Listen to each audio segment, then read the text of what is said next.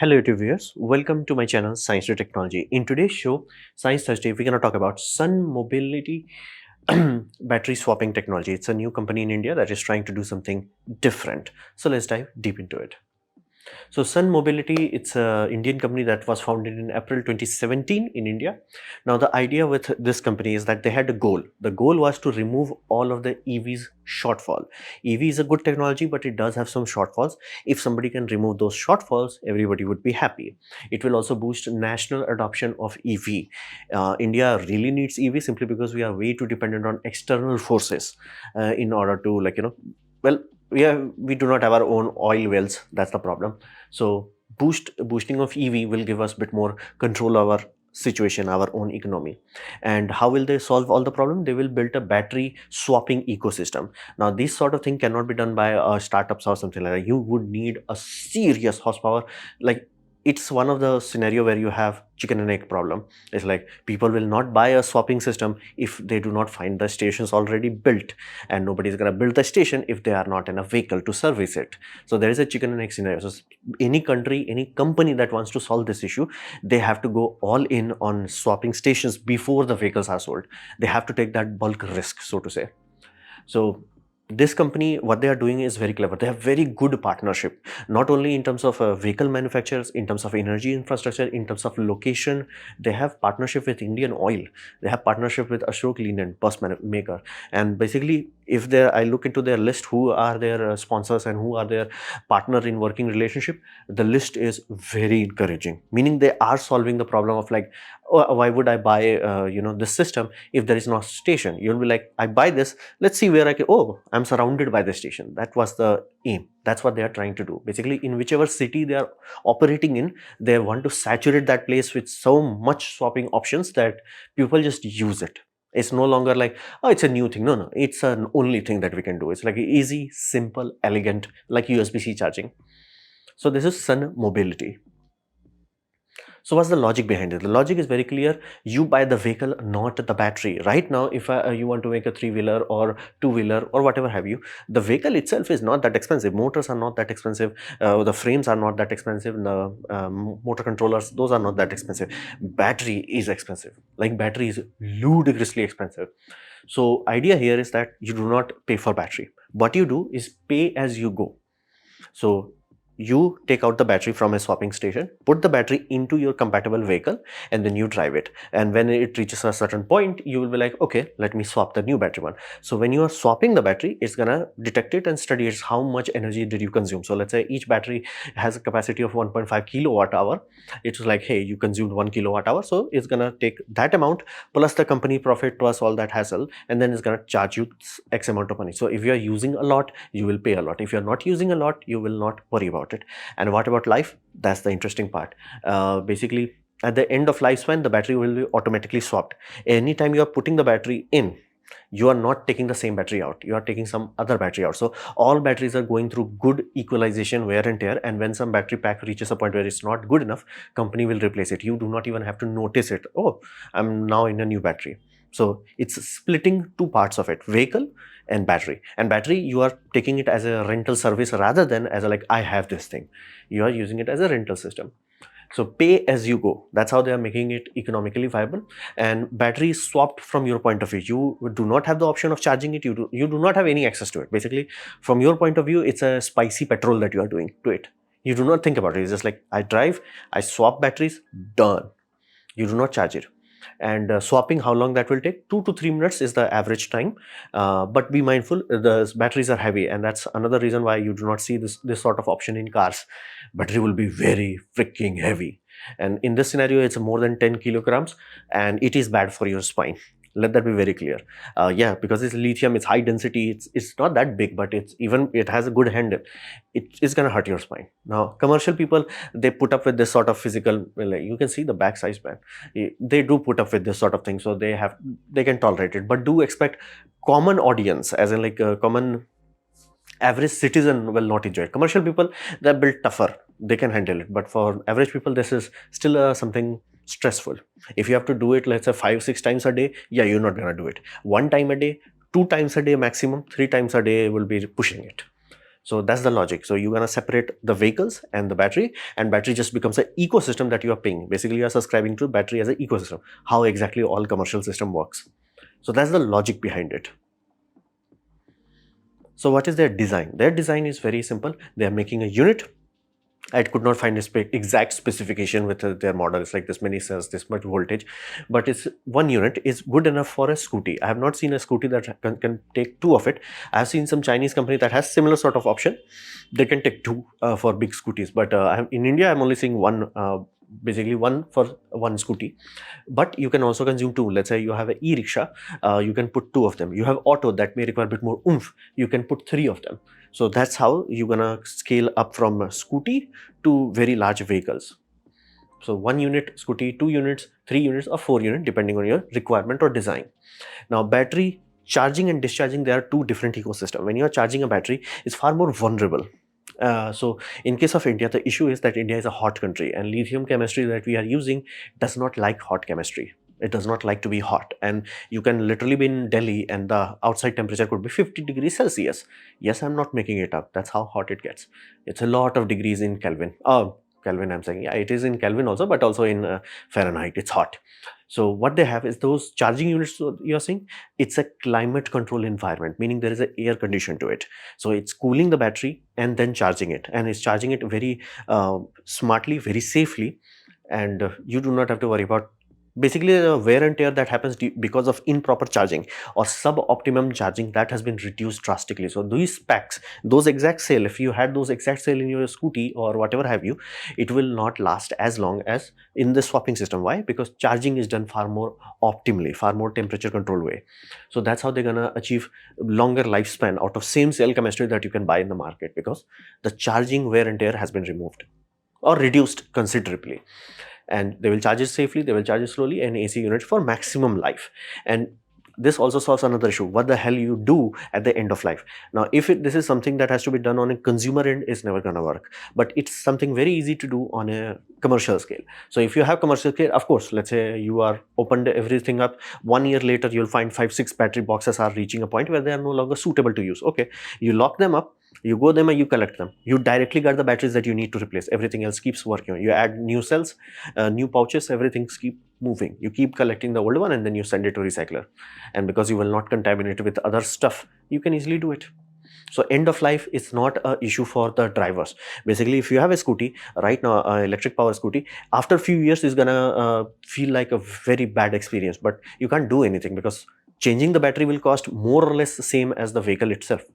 That's how expensive batteries are. And many companies do not even design or think in that way, where it's like, hey, what do we do when battery wears out? So like, it's like, oh, our cost is this much. How much are you willing to spend in order to swap the battery? Yeah, it does not make economical sense. Just throw away the battery. That won't happen here. So from a long-term economics point of view, it actually works. It also reduces e-waste because batteries are collected independently. You do not have to like, okay, we have to disassemble the whole vehicle just so we can get the cell out of it. That's not an issue. And customer will never know it. It's like, hey, am I getting new battery? Am I getting old batteries? They do not have to worry about it. So design is very clever. And this aspect is clever, the fact that of stacking multiple one. I've seen this sort of design in other countries also, but most of them are limited to two-wheeler. They pushed one up, three-wheeler. So that's the idea behind it. Now be mindful, it will require a bit of effort from your end. 10 kilogram object are not very lightweight, and especially if you have to do it multiple times a day. Again, multiple times of day is not required in most scenarios. Most scenarios, they're only hoping for 1 day swap or 2 swaps in a day, not more than that. So that's the design of this. Now let's understand the market aspect of it. So the best thing that they are doing is partnering with a petrol pump. Now, like why? Well, petrol pump gives them two advantages. First advantage, they gives them physical space on a prime real estate. Meaning if you are talking about a big city, every square foot of that land is expensive. So you take the whole 100 square kilometer, even 1 square foot area is very expensive. But if you are literally in partnership, if you can piggyback to something that already has that infrastructure, like petrol pumps, you're sorted. You do not have to worry about it. So this way they can use some space in the petrol pumps, and they had dealing with Indian Oil to get that. And now it gives them double advantage. First, they got the premium space. Second, they got the luxury of humans being there. You do not want this sort of high technology items just being, willy-nilly, because somebody will try to steal it. And like, can they actually do something useful with it? Not if but they will try it. That will cause irritation, that will cause loss of revenue. So what will they do afterwards is not an issue. You still lost it, insurance company has to cover it. So you, and again, if it happens a lot, insurance will premium, they will increase your premiums. From your point of view, it's best to put it somewhere where it's auto guarded, like petrol pump. Many petrol pumps have 24-hour service, so you do not even have to worry, and most of them have security cameras, and most of them are in well-known locations. So that's how they get safety and quickness. And from an audience point of view, from a user point of view, they have the luxury. Is like, hey, I already go to petrol pump, I go to the same petrol pump, I just, instead of this fuel pumps, I just go to this corner where I swap the battery, nothing else changes. So it's a very, you do not even have to think about, oh, how the heck I'm going to charge at home. You do not bother with it. Like, you can't even charge it at home, you do not even think about it. It's just completely different ecosystem. And petrol pumps, and the Indian Oil petrol pump is the biggest in India. It has around 30,000 retail space. So that is the best advantage they are gaining here. And if you are known route driver, meaning you are an individual who are, let's say, ferrying children to school, that route is known, that kilometer is known, it's not going to change too much. So if you can find multiple swap stations in that way, so meaning in worst case scenario, you are only 1 kilometer away from any swap station, and most of the time you do not even need to swap, you only swap in the morning, you will be more than good enough. For that scenario, it's a known situation, it makes perfect sense. For commercial people, let that be very clear. From commercial people point of view, it's a very different ecosystem, it's a very different calculation. They are not having to deal with a degrading asset, because the battery is the degrading asset, that's taken as a service. So all they will do is like, per kilometer I'm paying this much. They do not have to calculate anything else.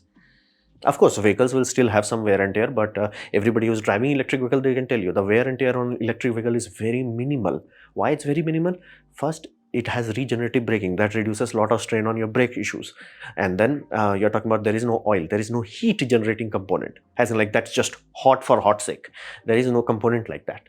So chassis, vehicle will last much longer. So it makes sense if you have route is known. But the key article is here that you must make sure that swapping inside a day, meaning how many times an auto driver has to swap it, must be below 2. Or 1 swap a day, that's great. 2 swaps a day, okay. 3 or 4, it will start to hurt. 3 or 4, it will start to hurt. So those battery packs are not lightweight. So 2 or 3 is the optimum range. 2 swaps, that's everybody, I can expect everybody to pull off. Basically, in the morning you start with a fresh battery, in afternoon you switch the batteries, and then you go back to the town. That is very tangible, that's very doable. But if it's like, every 3-4 hours you are doing it, yeah, then I do not see it succeeding. That's why it requires route to be known, only then this will work. So it does have very smart market tactics. They're not targeting common public, they're directly targeting commercial enterprises, because they like to work in this sort of, because hey, I only use this much system, I only pay for this much system. And in terms of electricity, they are directly partnershiping with a Tata power provider. So Tata is a very big energy distributor in India. So they have location, they have energy distribution. All this makes them far more adept at surviving in large scale. So what can we expect in the future? Well, here's the deal. It's epic for commercial use and commercial players, basically last mile delivery.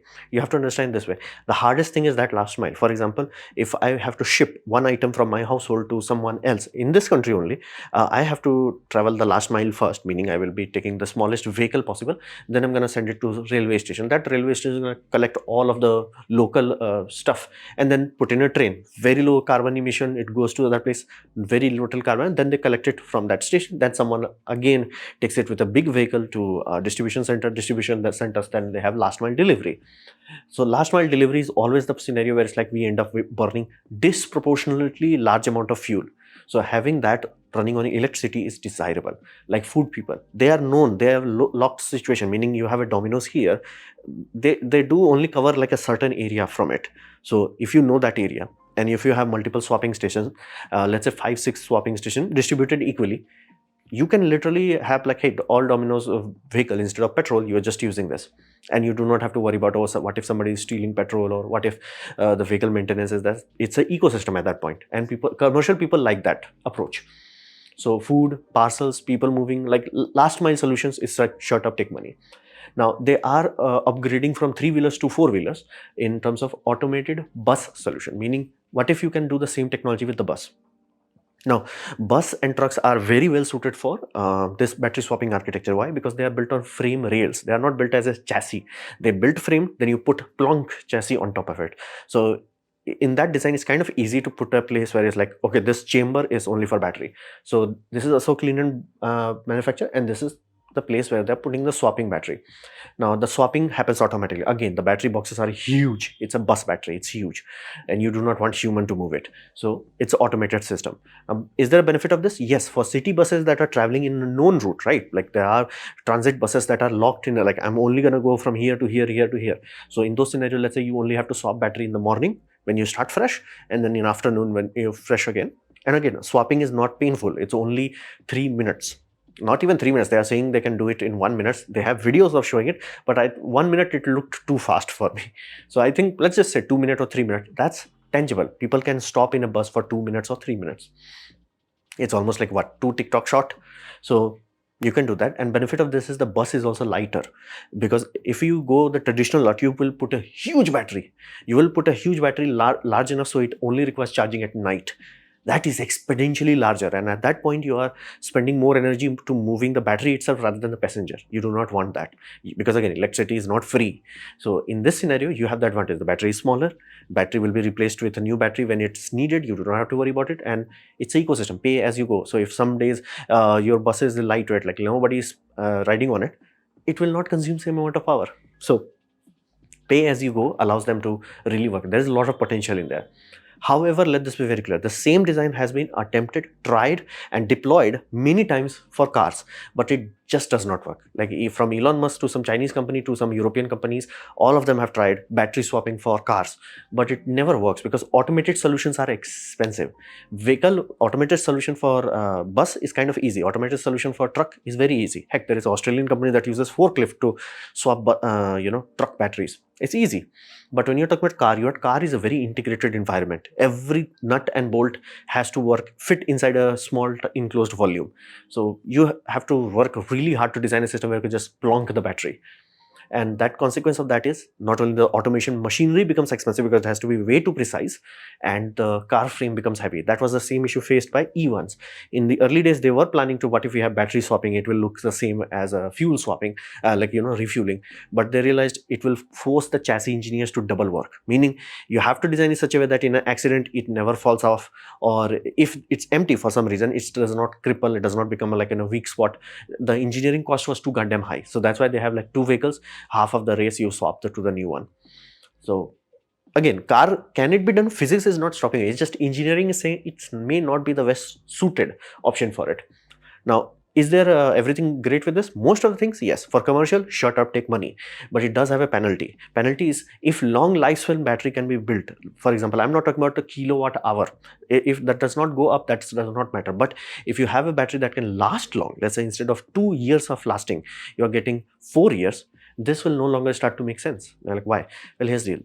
We know how much energy you can put into lithium on a chemistry level. It's this much. How much do you think your car battery can be? This much. How much do you think this will be? This much. Why? Packing inefficiency. What you are doing in this sort of package is like, you have a cell that has two things. It has electrolyte that gives you energy, and it has packing. Packing is inefficient. You want as minimal packing as possible. So if I give you 100 liter of volume and you want to calculate how much energy that has, you have to calculate how much electrolyte percentage you have. So let's say a good car engine could easily have like 50 to 60%. This could drop down to as low as 30%. Why? You have a cell, you have a casing, then it goes into a bigger casing. That casing again gets a full casing. That full casing goes into the chamber. That chamber again has to be double walled, because again it's a battery, big heavy stuff. And then you have the whole system. So how much surface area, how much volume you took up, the electrolyte ratio to volume is not great. So now you have a battery technology that is like longer lasting. Now you can afford to put, let's say, prismatic cells. Those have very good packing efficiency compared to cylindrical cells. You use that. Now weight can go down and your electrolyte ratio could go up. Now you can have a vehicle that is lighter, traveling further, and it has long lifespan. Then battery swapping will no longer make sense. At that point, people will be like, dude, I get it, it's all cool and all that, swapping is easy and all that, but this battery just lasts so long that saving that I would be getting from you is getting from here. From electronics point of view, it makes more sense to build a battery that lasts much longer. But again, as of now, we don't have that magical technology. So This is awesome for bus, awesome for truck, awesome for commercial vehicle. Short up, take money, but not for common people. Let that be very clear. I do not see, again, you may be thinking, it's 10 kilo, I'm going to do this. Yeah, I can guarantee you by the time you are 45, your spine would be like, brah, I don't like it, brah. And most of us nowadays, because of our sitting job, we already have slip disc. So I have it. So trust me, not cool. So I do see a lot of potential here for commercial people. And again, it does have tangible benefit. It's not waiting for some magical technology. It's not like, what if this, then that. It's like all the things they have, they're using it. So I'm very optimistic about this, at least for bus one. So this was my presentation on sun mobility. Hopefully you have liked it, learned from it. In that case, please click the like button, share it amongst a friend. That will help me a lot. If you didn't like it, didn't enjoy it, I urge you to press dislike, press it twice to show me extra disappointment. Please leave a comment because I do try to reply to all of them. Subscribe, press the bell icon if you're free, and as always, thanks for watching.